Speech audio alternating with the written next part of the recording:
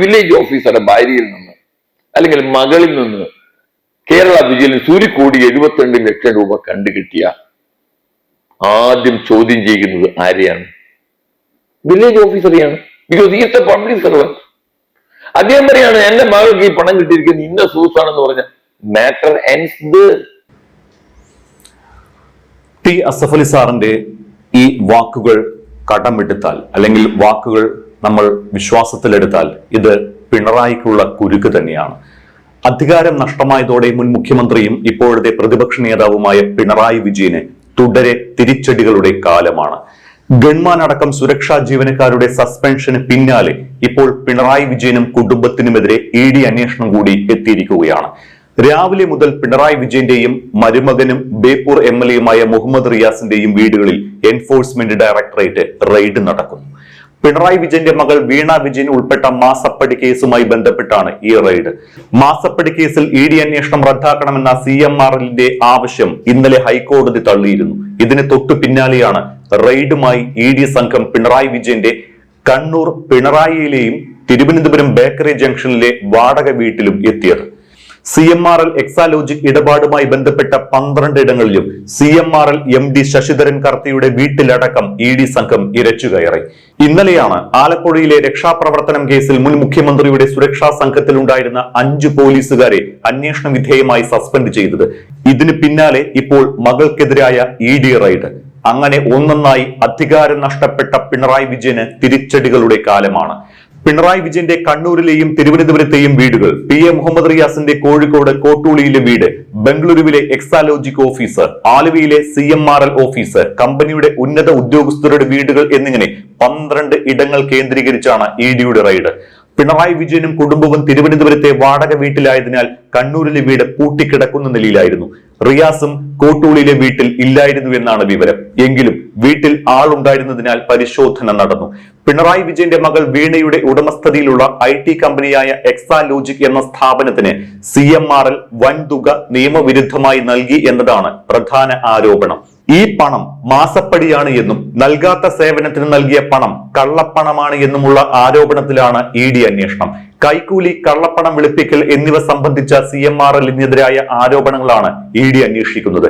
EDയുടെ അന്വേഷണവും സമൻസുമെല്ലാം സ്റ്റേ ചെയ്യണമെന്ന് ആവശ്യപ്പെട്ട് CMRL ഹൈക്കോടതിയെ സമീപിച്ചിരുന്നു. ഈ ഹർജി ഇന്നലെ ഹൈക്കോടതി തള്ളിയതോടെ ഇനി മുതൽ ED അന്വേഷണം കൂടുതൽ ശക്തമാക്കും. വീണ വിജയൻ അടക്കം EDക്ക് മുന്നിൽ ഇനിയും ഹാജരാകേണ്ടിയും വരും. ഇന്ന് തന്നെ വീണയുടെ മൊഴിയെടുത്തിട്ടുമുണ്ട്. പിണറായി വിജയന്റെയും മൊഴി രേഖപ്പെടുത്തി. റെയ്ഡിലെ കണ്ടെത്തലുകളുടെ അടിസ്ഥാനത്തിൽ ED അന്വേഷണം ശക്തമാക്കും. ഒപ്പം കേന്ദ്ര ഏജൻസിയായ സീരിയസ് ഫ്രോഡ് ഇൻവെസ്റ്റിഗേഷൻ ഓഫീസ് അഥവാ SFIOയും വീണയ്ക്കെതിരായ ആരോപണങ്ങൾ അന്വേഷിക്കുന്നുണ്ട്.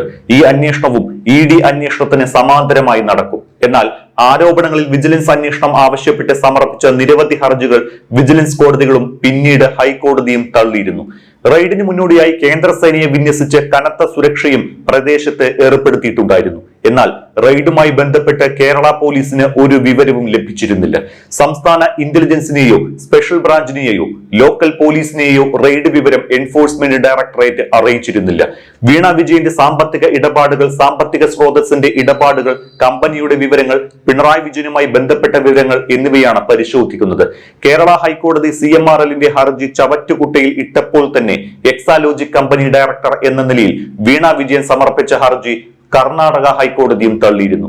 മാസപ്പടി സംബന്ധിച്ച് SFIO അന്വേഷണം ചോദ്യം ചെയ്തായിരുന്നു ഹർജി. എന്നാൽ അന്വേഷണം തുടരാമെന്ന് ചൂണ്ടിക്കാട്ടി കർണാടക ഹൈക്കോടതി ഹർജി തള്ളിയത് എക്സാലോജിക്കിനും കനത്ത തിരിച്ചടിയായിരുന്നു.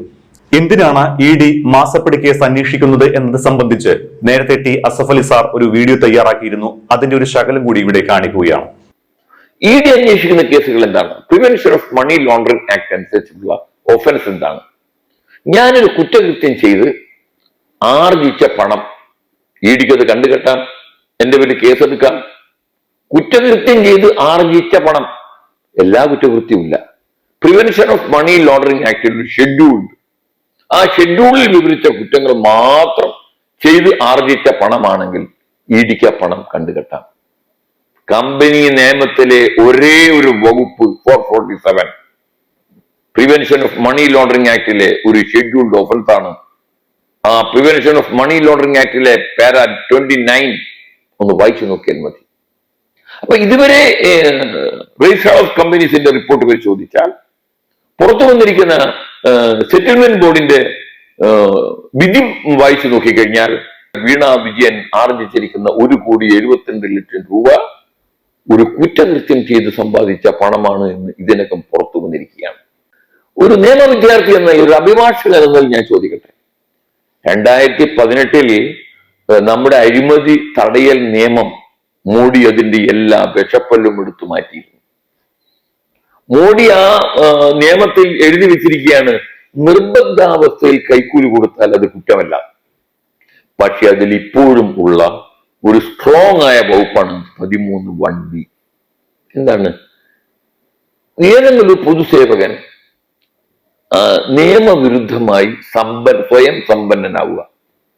whoever a public servant during his office illicitly enriches himself. പൊതുസേവകൻ അദ്ദേഹം പദവിയിലിരിക്കുമ്പോൾ നിയമവിരുദ്ധമായി സ്വയം സമ്പന്നനാവുക. 13(1)(b) ഒരു എക്സ്പ്ലനേഷൻ ഉണ്ട്, അതാണ് ഏറ്റവും പ്രധാനം. ഈ സ്വയം സമ്പന്നനാവുക എന്ന് പറഞ്ഞതിന്റെ ഒരു നിർവചനമാണ്. അതിൽ പറയുകയാണ്, ഏതെങ്കിലും ഒരു പബ്ലിക് സർവന്റോ അല്ലെങ്കിൽ അയാൾക്ക് വേണ്ടി വേറെ ആരെങ്കിലുമോ നിയമവിരുദ്ധമായി തന്റെ വരുമാന സ്രോതസ്സിന് ആനുപാതികമല്ലാത്ത രീതിയിൽ സാമ്പത്തിക സ്രോതസ്സോ പണമോ വസ്തുവോ ആർജിച്ചു കഴിഞ്ഞാൽ പബ്ലിക് സർവന്റോ അയാൾക്ക് വേണ്ടി വേറെ ആരെങ്കിലുമോ അതിന് കണക്ക് കാണിക്കേണ്ടത് പബ്ലിക് സർവന്റ് ആണ്.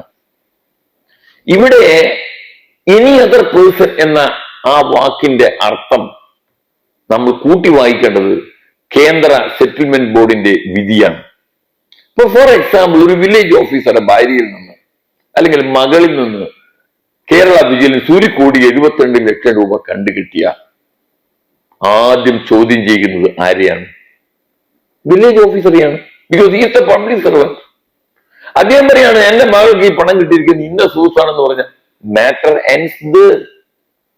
ഇവിടെ പിണറായി വിജയൻ ആ വില്ലേജ് ഓഫീസർക്ക് ഇല്ലാത്ത പരിരക്ഷ പബ്ലിക് സർവന്റായ പിണറായി വിജയന് ലഭിക്കുമോ? I would say no no. Equality before law, equal protection for, നിയമത്തിന്റെ പരിരക്ഷ എല്ലാവർക്കും ഒരുപോലെയാണ്. അപ്പൊ പബ്ലിക് സർവന്റിന് വേണ്ടി പണം ആർജിച്ചു എന്ന ഒരു നിഗമനത്തിൽ വരുമ്പോൾ പബ്ലിക് സർവന്റ് സ്വാഭാവികമായി പറയാം. ഇപ്പൊ നമ്മുടെ അഴിമതി ആരോപണം ഉന്നയിച്ച് അഴിമതി തടയൽ നിയമപ്രകാരം കേസ് രജിസ്റ്റർ ചെയ്യുന്ന ഉദ്യോഗസ്ഥന്മാരെല്ലാം അവരുടെ മകളുടെ ഭാര്യന്റെ എല്ലാം കണക്ക് കാണിക്കണം. അപ്പൊ അതിനെ അക്കൗണ്ട് ചെയ്തിട്ട് നിയമം പറയുന്നത് എന്താണ്? ഇത് തൃപ്തികരമായി ബോധ്യപ്പെടുത്തേണ്ടത് പബ്ലിക് സർവന്റ് ആണ്. അപ്പൊ ചില CPM നേതാക്കന്മാർ പറഞ്ഞു, വീണ വിജയൻ പബ്ലിക് സർവന്റ് അല്ല. പബ്ലിക് സർവന്റ് ആവണ്ട, public servant or any other person. ആലപ്പുഴയിലെ രക്ഷാപ്രവർത്തന കേസിൽ മുഖ്യമന്ത്രിയായിരുന്ന പിണറായി വിജയന്റെ 5 സുരക്ഷാ ജീവനക്കാരെ സസ്പെൻഡ് ചെയ്തതും ഇന്നലെയായിരുന്നു. ഈ തിരിച്ചടിയുടെ ആഘാതം മാറുമുന്നെയാണ് CMRL കേസിൽ ED അന്വേഷണം തുടരാൻ അനുമതി നൽകി ഹൈക്കോടതി ഉത്തരവിട്ടത്. ഇതുകൂടിയായതോടെ ഇപ്പോൾ അധികാരം നഷ്ടപ്പെട്ട പിണറായി വിജയന് തിരിച്ചടികളുടെ കാലമാണ്. ഒപ്പം CPM-നും. സ്വതവേ നിയമസഭയിൽ ദുർബലമായ ഇടതുപക്ഷത്തിന് ഈ തിരിച്ചടികളെല്ലാം വലിയ ക്ഷീണമുണ്ടാക്കും. ഭരണപക്ഷത്തെ ആക്രമിക്കാൻ ഉദ്ദേശിക്കുന്ന പ്രതിപക്ഷത്തെ ഈ കേസുകളുടെ പേരിലായിരിക്കും ഭരണപക്ഷം പ്രതിരോധിക്കുകയും ആക്രമിക്കുകയും ചെയ്യുക. ഭരണപക്ഷത്തിന്റെ ഈ ആക്രമണങ്ങളെ പ്രതിരോധിക്കുന്നതിനിടെ സർക്കാരിനെ വിമർശിക്കുന്ന ക്രിയാത്മക പ്രതിപക്ഷമാകാൻ പിണറായി വിജയനും കൂട്ടർക്കും കഴിയാതെ പോവുകയും ചെയ്യും. ഇത് പ്രതിപക്ഷം എന്ന നിലയിൽ LDF-നെ കൂടുതൽ ദുർബലമാക്കും. ഇപ്പോൾ തന്നെ മാസപ്പടി കേസിൽ CPM-നും പിണറായി വിജയനും കൃത്യമായ മറുപടിയില്ല. CMRL-ഉം എക്സാലോജിക്കും 2 കമ്പനികൾ എന്ന നിലയിൽ നിയമപരമായി സേവന ലഭ്യതയ്ക്കുള്ള കരാറിൽ ഏർപ്പെട്ടതാണ് എന്നും കരാറിലെ വ്യവസ്ഥകൾ അനുസരിച്ചാണ് CMRL എക്സാലോജിക്കിന് പണം നൽകിയത് എന്നും പണമിടപാടുകളെല്ലാം നടന്നത് ബാങ്ക് മുഖേനയാണ് എന്നും ഇതിൽ തട്ടിപ്പുകൾ ഇല്ല എന്നുമാണ് CPM വാദിക്കുന്നത്. കൊച്ചിൻ മിനറൽ ആൻഡ് റൂട്ടെയിൽസ് കമ്പനി എന്ന CMRL എന്ന സ്വകാര്യ കമ്പനി വീണ വിജയന്റെ ഉടമസ്ഥതയിലുള്ള എക്സാലോജ് സൊല്യൂഷൻസ് എന്ന സ്വകാര്യ IT കമ്പനിക്ക് നൽകാത്ത സേവനത്തിന് പ്രതിഫലം നൽകിയെന്ന ഇന്ററിം സെറ്റിൽമെന്റ് ബോർഡിന്റെ കണ്ടെത്തലാണ് മാസപ്പടി വിവാദത്തിന് തിരികൊളുത്തിയത്. ഇത് 2ാം പിണറായി സർക്കാരിനെ ഭരണകാലത്തുടനീളം വേട്ടയാടി. 2017 മുതൽ 2020 കാലയളവിൽ CMRL നിന്ന് എക്സാലോജിക് സൊല്യൂഷൻസ് 1.72 കോടി രൂപ കൈപ്പറ്റിയെന്നാണ് കണ്ടെത്തൽ. ചെയ്യാത്ത സേവനത്തിനാണ് പണം നൽകിയത് എന്നും ഇത് അഴിമതിയാണ് എന്നുമുള്ള ഇന്ററിം സെറ്റിൽമെന്റ് ബോർഡ് കണ്ടെത്തലിന് പിന്നാലെ വീണയ്ക്കും പിണറായി വിജയൻ സർക്കാരിനും CPM-നുമെതിരെ അന്നത്തെ UDF പ്രതിപക്ഷം ആക്രമണം കടുപ്പിച്ചു. മാസപ്പടി ആരോപണം കത്തിപ്പടർന്നു. എന്നാൽ അതിനിടെ CMRL നിന്ന് കൈപ്പറ്റിയ പണത്തിന് വീണ IGST അടച്ചതായുള്ള നികുതി വകുപ്പിന്റെ കണ്ടെത്തലും റിപ്പോർട്ടും പുറത്തായി. അപ്പോഴെല്ലാം വീണയെ തുണയ്ക്കുന്ന നിലപാടാണ് CPM സ്വീകരിച്ചത്. ഈ നിലപാടും ഒരു പരിധിവരെ തെരഞ്ഞെടുപ്പിൽ CPM-ന്റെ പതനത്തിന് കാരണമായിട്ടുണ്ടാകാമെന്നാണ് വിലയിരുത്തൽ.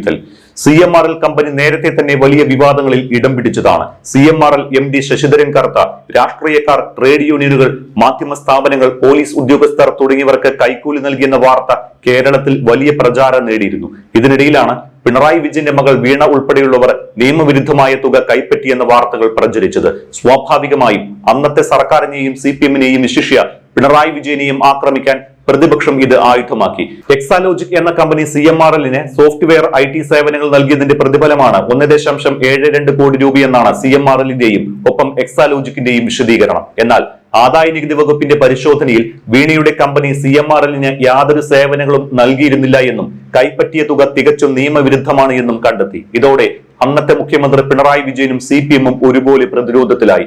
ഉത്തരമില്ലാത്ത ചോദ്യങ്ങൾക്ക് മുന്നിൽ CPM പകച്ചു.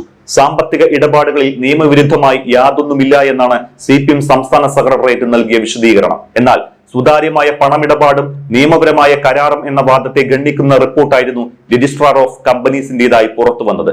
സേവന കരാറിന്റെ മറവിൽ നടന്നത് കള്ളപ്പണം വെളുപ്പിക്കലാണ് എന്നും ഇത് അഴിമതിയാണ് എന്നും അന്വേഷണം അത്യാവശ്യമാണ് എന്നും രജിസ്ട്രാർ ഓഫ് കമ്പനീസിന്റെ റിപ്പോർട്ടിൽ പറയുന്നു. എക്സാലോജിക്കുമായി ഉണ്ടാക്കിയ കരാർ KMML-ന്റെ ഡയറക്ടർ ബോർഡ് അറിഞ്ഞിരുന്നില്ല. സാമ്പത്തിക ഇടപാടിന് രേഖയോ പൊതുയോഗം അംഗീകരിച്ച കണക്കോ ഇല്ല തുടങ്ങിയ കണ്ടെത്തലുകളും വീണയ്ക്കും പിണറായി വിജയനും തിരിച്ചടിയായി. ഇതിനെല്ലാം പുറമെയാണ് ഇപ്പോൾ ED അന്വേഷണം പുനരാരംഭിച്ചുകൊണ്ടുള്ള നീക്കം. അധികാരം നഷ്ടമായതിന് പിന്നാലെ തിരിച്ചടികളുടെ ഘോഷയാത്ര നേരിടുന്ന പിണറായി വിജയനും CPM-ഉം ഇതിനെ എങ്ങനെ നേരിടും എന്നറിയാൻ ആകാംക്ഷയും കൗതുകവുമുണ്ട്.